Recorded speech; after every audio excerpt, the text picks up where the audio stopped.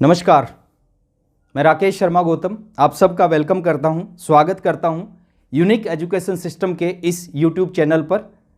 मैं अपनी बात शुरू करने से पहले आप सबसे निवेदन करना चाहूँगा, अगर अभी तक आपने इस चैनल को सब्सक्राइब नहीं किया है तो तुरंत इस चैनल को सब्सक्राइब कर लें।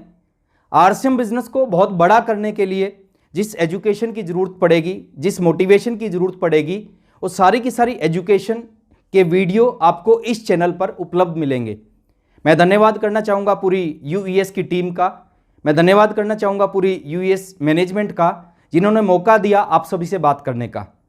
मैं जो साथी मेरे को पहली बार सुन रहे हैं, मैं अपना परिचय देता हूँ। मेरा नाम राकेश शर्मा गौतम, जन्म हरियाणा के एक छोटे से गाँव में हुआ, एजुकेशन सरकारी स्कूल में हुई। 10+2 के एग्ज़ाम देने के बाद घर की फाइनेंशियल कंडीशन ज़्यादा अच्छी नहीं थी, तो डिसीजन लिया पढ़ाई के साथ एक पार्ट टाइम जॉब भी करूंगा। पढ़ाई के साथ पार्ट टाइम जॉब की, एक मैजिशियन के साथ 1500 रुपये महीने की असिस्टेंट का काम स्टार्ट किया। 2 साल तक पढ़ाई जॉब करते करते वो दिन मेरी ज़िंदगी में आया जब आरसीएम बिजनेस की पहली बार मीटिंग में जाने का मौका मिला, और मैं उस मीटिंग को कभी भूल नहीं सकता। मेरी ज़िंदगी की पहली मीटिंग, उस मीटिंग में गया, 1 घंटा 5 मिनट मीटिंग चली, और उस 1 घंटा 5 मिनट में इस इंडस्ट्री के बारे में, आरसीएम बिजनेस के बारे में, आरसीएम बिजनेस के फ्यूचर के बारे में बहुत कुछ बताया गया। और मैं आज भी, मेरे को वो दिन याद है, उस मीटिंग में बैठने के बाद मैंने एक डिसीजन लिया। वो मेरी ज़िंदगी का सबसे बड़ा डिसीजन था। और कहा जाता है ज़िंदगी के कुछ फैसले मुश्किल होते हैं, लेकिन वही फैसले जीवन को बदल देते हैं। मैंने डिसीजन लिया, आज के बाद मैं ना पढ़ाई करूँगा, ना मैं नौकरी करूँगा, आज के बाद फुल टाइम आरसीएम करूँगा। घर पे आया, अपने पेरेंट्स से बात की, आरसीएम बिजनेस को करना चालू किया। जो शुरुआत में जो चैलेंज आते हैं वो चैलेंज मेरे साथ भी आए। अगर आज से 20 साल पहले की बात करें, उस समय आरसीएम बिजनेस के पास में 2 प्रोडक्ट थे। उस समय कोई पिकअप सेंटर नहीं होता था, कोई प्रोग्राम नहीं होते थे, कोई इनकम के बहुत बड़े एग्जाम्पल नहीं थे। मैंने आरसीएम करना चालू किया। शुरुआत में पहले महीने खूब काम किया, खूब लोगों को बिजनेस बताया। मैक्सिमम लोगों ने सुनने से पहले ही मना कर दिया, बट कुछ लोगों ने ज्वाइन किया, और कुछ लोगों के ज्वाइन करने से 544 रुपये की इनकम आई। दूसरे महीने 704 रुपये की इनकम आई। कुछ महीने आरसीएम करने के बाद में कुछ ट्रेनिंग्स को अटेंड करने का मौका मिला, और जिस भी ट्रेनिंग में मैं गया, हर ट्रेनर ने एक ही चीज़ बोली, अगर इस बिज़नेस में कामयाब होना है, इस इंडस्ट्री में बहुत आगे जाना है, तो आपको इस बिज़नेस को सीखना पड़ेगा। बिना सीखे इस बिज़नेस में बड़ी कामयाबी नहीं मिल सकती। और वही चीज़ दिमाग में घुस गई कि सीखने से ही बड़ी कामयाबी मिलेगी। सीखना चालू किया, करना चालू किया। पहले साल खूब काम किया, खूब मेहनत की। पहले साल में केवल इस बिज़नेस से 16,000 रुपये आए। दूसरे साल फिर खूब काम किया, खूब सीखा, खूब मेहनत की। दूसरे साल में इस बिज़नेस से 65,000 रुपये आए। ये 2 साल की मेहनत, उस 2 साल की मेहनत का रिजल्ट मिला 2.5वें साल में।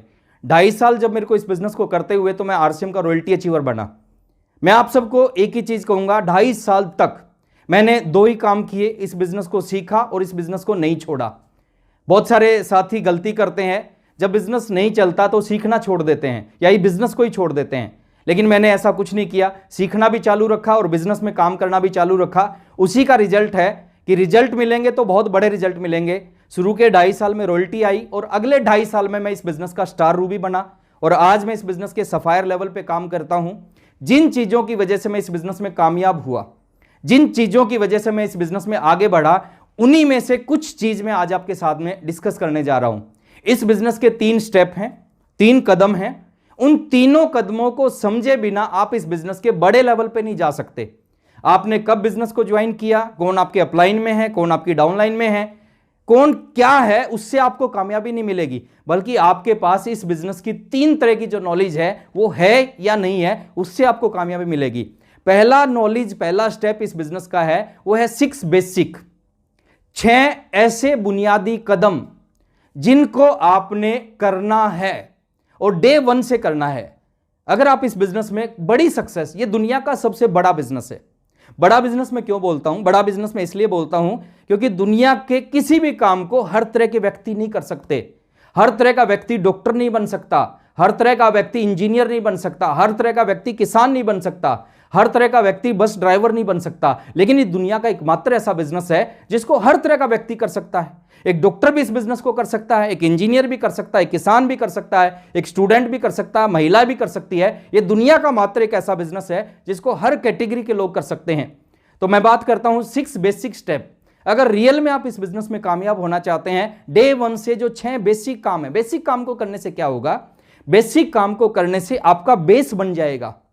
इस बिजनेस को बड़ा बनाना है, एक बड़ी बिल्डिंग बनानी है। झोपड़ी बनाने के लिए बेस की जरूरत नहीं है, वो धरती के ऊपर बन जाती है।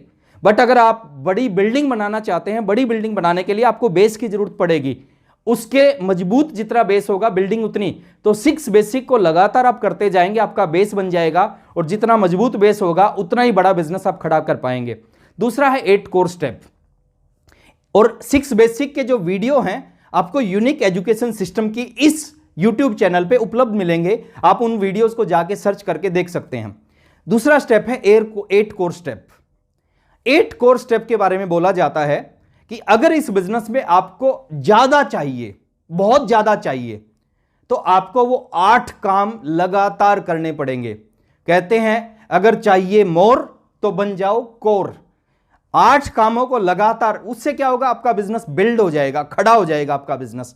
बेस भी मजबूत हो गया, बिजनेस भी खड़ा हो गया आपका। और तीसरा जो स्टेप है, थर्ड जो स्टेप है, वो है 7 कार्डिनल रूल। 6 बेसिक और 8 कोर स्टेप, ये दोनों चीज आपको करनी है, लगातार करनी है। ये दोनों चीज आपके बिजनेस को बड़ा कर देंगी। बट जो 7 कार्डिनल रूल हैं, कार्डिनल रूल किसको बोला जाता है? कार्डिनल वो काम है जिनको इस बिजनेस में आने के बाद आपको नहीं करना। इन दोनों चीजों में अंतर है, उनको करना है और इसको नहीं करना। अगर आप ये सारी चीजें समझ जाते हो और इसके ऊपर सही काम करते हैं, तो दुनिया की कोई भी ताकत आपके बिजनेस को, आपकी इनकम को, वो इस बिजनेस में जो बोला जाता है time freedom, money freedom, security, उन चीजों को हासिल करने से आपको रोक नहीं सकती। तो मैं आज 7 कार्डिनल रूल में से अगर मैं बात करूं, जो फर्स्ट कार्डिनल रूल के बारे में, जिसका वीडियो इस एजुकेशन सिस्टम की इस YouTube चैनल पे उपलब्ध है, हमारे एक शानदार लीडर महावीर सारन जी ने आपको बताया। सेकंड कार्डिनल रूल जो है हमारे इस बिजनेस के डायमंड, ग्रेट डायमंड ना, रियल डायमंड, सुरेंद्र वत्स जी ने आपको बताया। थर्ड कार्डिनल रूल जो हमारे इस बिजनेस के बारे में बोला जाता है, वो इस सिस्टम के बहुत बड़े अचीवर हैं, प्लस वो इस बिजनेस के पहले करोड़पति हैं। जितने भी लोग आज रिकॉर्ड बना रहे हैं, कहीं ना कहीं उसकी शुरुआत उन्होंने की थी। श्रीमान मुकेश कोठारी जी, जिनको इस बिजनेस का अमिताभ बच्चन बोला जाता है, मुकेश कोठारी सर ने बताया। फोर्थ कार्डिनल रूल हमारे बिजनेस के एक ऐसे शानदार लीडर जो कोर टीम का हिस्सा है, जिनके अंदर एजुकेशन, मोटिवेशन सब कुछ भरी हुई है, mister D Kumar ji from Banaras, fourth cardinal उन्होंने बताया। और आज मैं आपसे बात करने वाला हूं इस बिजनेस के 5th कार्डिनल रूल के बारे में। 5th कार्डिनल रूल क्या है कि अपनी क्रॉस लाइन से अपने बिजनेस की चर्चा ना करें, है ना। अपनी क्रॉस लाइन से अपने बिजनेस की चर्चा ना करें। अब यहां पे क्रॉस लाइन के मायने में थोड़ा सा आपको बताना चाहूंगा। क्रॉस लाइन के मायने क्या हैं, क्रॉस लाइन का मतलब क्या है? क्रॉस लाइन 3 तरह के लोगों का संबंध आपसे रहेगा इस बिजनेस में। पहला रहेगा आपके अपलाइन से, जो लोग आपके अपलाइन में भी 2 तरह के लोग होते हैं। कुछ होते हैं डेड अपलाइन, जो ज्वाइन आपके ऊपर तो हैं बट इस बिजनेस में एक्टिव नहीं है, वो डेड डिस्ट्रीब्यूटर हैं, उनसे आपका संबंध नहीं होना चाहिए। अपलाइन का मतलब होता है 2 कैटेगरी, दो खूबियां उसके अंदर, वो एक्टिव और ग्रोइंग होना चाहिए। 2 क्राइटेरिया का वो अपलाइन होता है, वो एक्टिव भी होना चाहिए, ग्रोइंग भी होना चाहिए। तो फर्स्ट है आपके अपलाइन। अपलाइन से आपका जिंदगी भर का रिलेशन रहेगा। और अपलाइन के बारे में एक चीज बोली जाती है, 3 चीजों का ख्याल रखना चाहिए जब भी अपलाइन का नाम आए। जो भी एक्टिव ग्रोइंग अपलाइन से आप बात करना चाह रहे हैं, 3 चीज हमेशा ध्यान रखें। पहली चीज, जो फर्स्ट स्टेप है अपलाइन में, हमेशा रिगार्ड करें, रिस्पेक्ट करें और दिल से रिस्पेक्ट करें। यहां से ना करें, यहां से करें, है ना। बहुत सारे लोग यहां से करते हैं, यहां से नहीं करते, है ना। तो मैं कहता हूं यहां से उस अपलाइन का कोई ना कोई रोल उसका जरूर है आपके बिजनेस में। और एक चीज बोली जाती है, इस बिजनेस में बड़ी कामयाबी आपको अपलाइन की वजह से, 90% जो आपका बिजनेस चलेगा वो अपलाइन की वजह से चलेगा। 10% बिजनेस आपका अपनी वजह से और डाउनलाइन की वजह से चल सकता है। तो अपलाइन का रिस्पेक्ट करें, आप उनकी बातों को फॉलो करें, जो भी आपको गाइड करें। देखिए, कोई भी अच्छा अपलाइन है आपको कभी गलत गाइड कर ही नहीं सकता। आपके हित में उसका हित जुड़ा हुआ है। आपका भला होगा उसका भला होगा, आपका बुरा होगा उसका बुरा होगा। तो कोई भी अच्छा अपलाइन आपका कभी बुरा नहीं चाहेगा। आप अपलाइन की बातों को फॉलो करें, मौका मिले काउंसलिंग का काउंसलिंग कराएं। और सबसे बड़ी जो चीज मैं आपको बताने जा रहा हूं अपलाइन को लेके, कोई भी चीज अपलाइन से कभी मत छुपाएं। हर चीज अपलाइन के सामने आप डिस्कस करें। आपका वर्किंग का तरीका क्या है, आपकी सोच क्या है, आप कितना टाइम इस बिजनेस में देते हैं, आप क्या अचीव करना चाहते हैं। कहते हैं डॉक्टर से, वकील से और अपलाइन से कभी कुछ नहीं छुपाना चाहिए। तो अपलाइन से आपको कभी कुछ नहीं छुपाना चाहिए, क्योंकि अपलाइन एक ऐसा व्यक्ति होता है जो आपको इस बिजनेस में वहां पहुंचा सकता है जहां पे इस बिजनेस में आप पहुंचना चाहते हैं। तो अपलाइन के साथ आपका रिलेशन बहुत अच्छा होना चाहिए। सेकंड होता है आपकी डाउनलाइन। डाउनलाइन जो लोग आपके नीचे हैं, वहां पे आपको एक छोटा सा काम करना चाहिए। डाउनलाइन के साथ भी आपका रिलेशन बहुत अच्छा होना चाहिए। आप उनके लिए सोचें, उनके लिए मेहनत करें, उनके लिए प्लानिंग करें, उनकी हेल्प करें, उनको सिखाएं इस बिजनेस को। और आप कॉमन सेंस का यूज करके जो चीजें उनको बताने की होती है वो चीज अपनी डाउनलाइन के साथ आपको शेयर करनी चाहिए। जैसे फादर और बच्चे का, चाइल्ड एंड फादर का जो रिश्ता होता है, वही इस बिजनेस में, इस इंडस्ट्री में अपलाइन और डाउनलाइन का रिश्ता होता है। तीसरा रिलेशन होता है क्रॉस लाइन। अब कुछ लोग सोचते हैं कि ऊपर वाले भी आ गए, नीचे वाले भी आ गए, ये क्रॉस लाइन कौन है? क्रॉस लाइन कौन होता है? जो आपके ना अपलाइन में होती है ना डाउनलाइन में होती है, वो आपके साइड में, वो आपकी अपलाइन की सेकंड लेग हो सकती है, आपके अपलाइन की लेग हो सकती है, या वहां से भी क्रॉस हो सकती है। वहां पर आपका रिलेशन कैसा होना चाहिए। और आज मैं उसी टॉपिक के ऊपर आपसे बात करने आया हूं कि अपलाइन के साथ में रिलेशन, डाउनलाइन के साथ, क्रॉस लाइन के साथ आपका रिलेशन कैसा होना चाहिए। देखिए क्रॉस लाइन क्या होती है? क्रॉस लाइन आपकी हेल्प लाइन होती है। वहां पे एक लाइन होती है जिसको हमें क्रॉस नहीं करना, कभी भी उसको क्रॉस नहीं करना होता, क्योंकि अगर उस लाइन को क्रॉस करेंगे उसका नुकसान हमें भुगतना पड़ेगा। रेड लाइट को जंप करने से चालान आएगा, ये नियम है सर, ये रूल है, इस रूल को आप नहीं ब्रेक कर सकते। ऐसे ही क्रॉस लाइन का रूल है, नियम है कि आप क्रॉस लाइन के साथ एक संबंध होने चाहिए, पॉजिटिव संबंध होने चाहिए।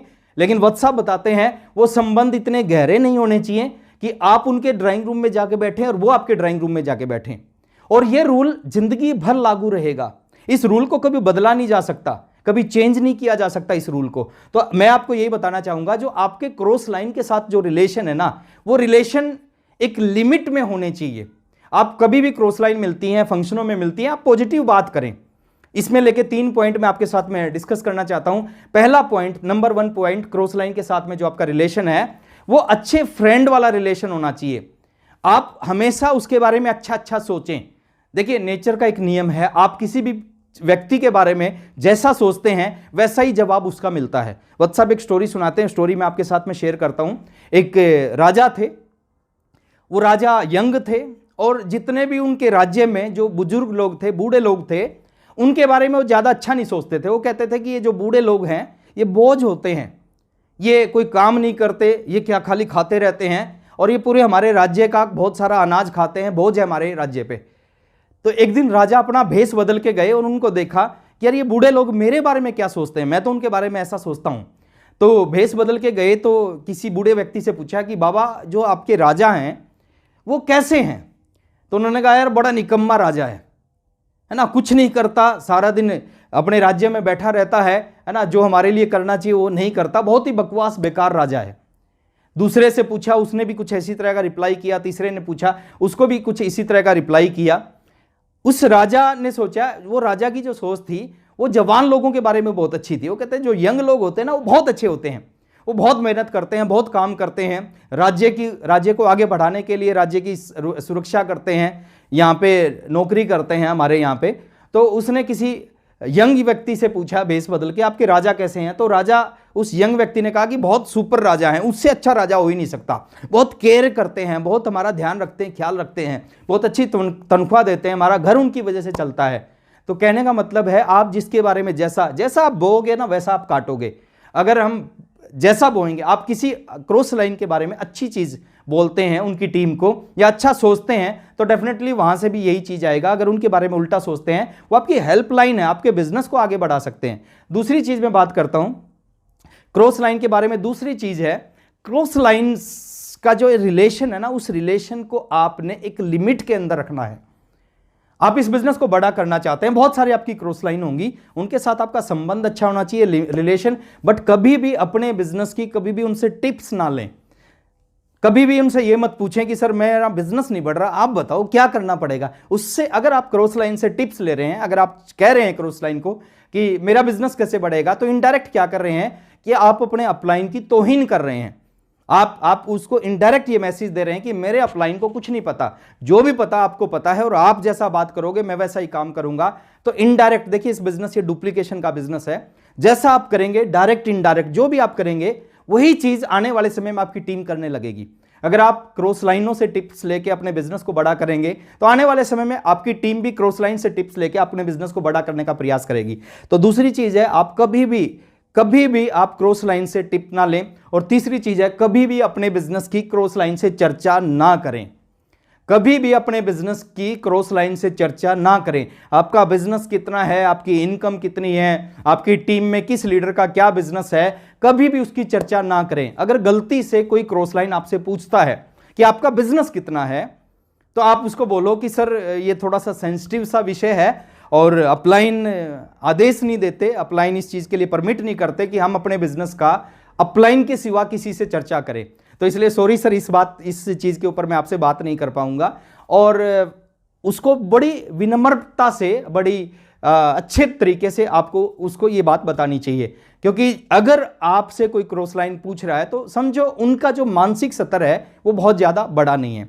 तो क्रॉस लाइन से कभी भी बिजनेस की चर्चा नहीं करनी चाहिए। और कभी पूछता है, उससे नुकसान क्या होगा, उससे दो नुकसान होंगे। अगर आप किसी क्रॉस लाइन से पूछ रहे हैं कि आपका बिजनेस कितना है और उसका बिजनेस आपसे ज्यादा बड़ा है, तो कहीं ना कहीं आपके अंदर एक निराशा आएगी। निराशा क्यों आएगी? आपको लगेगा मैं भी काम करता हूं, ये भी काम करते हैं, लेकिन मेरा जो बिजनेस है इनसे कई गुना ज्यादा, मेरा बिजनेस कई गुना, इनका बिजनेस मेरे से कई गुना ज्यादा है।